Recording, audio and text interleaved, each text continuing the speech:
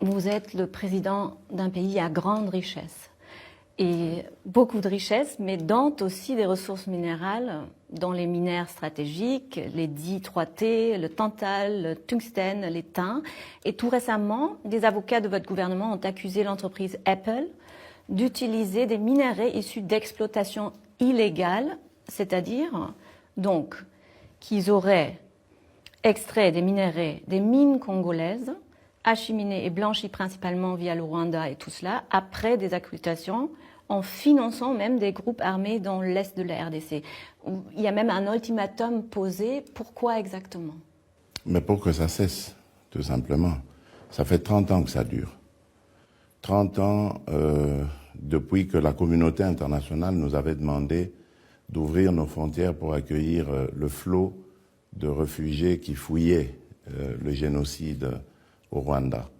Et à ce moment-là, les génocidaires se sont glissés aussi dans la population, dans les réfugiés, et ils sont entrés en République démocratique du Congo avec leurs armes, parce que l'ordre avait été donné de quelque part, toujours dans la communauté internationale, de les laisser entrer avec leurs armes.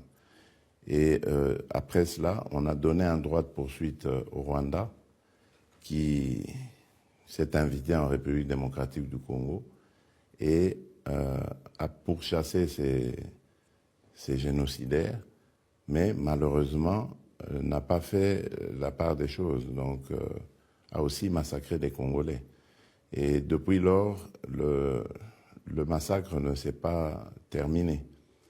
Le Rwanda a découvert qu'en République démocratique du Congo, il y avait des minerais.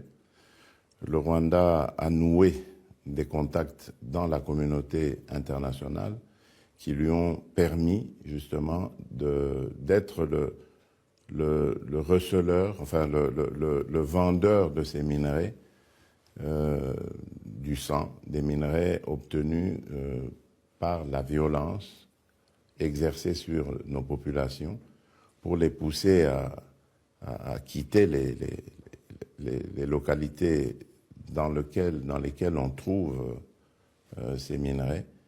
Et depuis lors, il est devenu un peu le représentant de ces minerais pour la communauté internationale, pour ces multinationales.